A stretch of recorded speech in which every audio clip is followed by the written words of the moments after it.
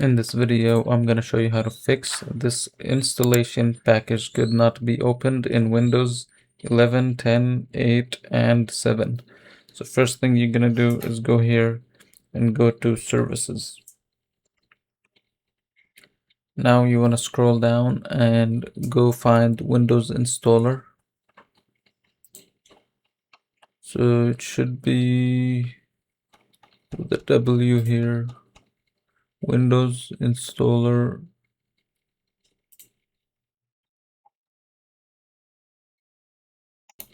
So this is Windows Installer. So right click, Properties, and click on Start.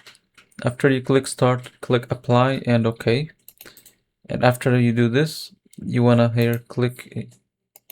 After you do this, you might see a button here that says Restart Service. So click on it, and then after that, you can restart your computer, and hopefully this fixes your issue. Make sure to leave a like and subscribe.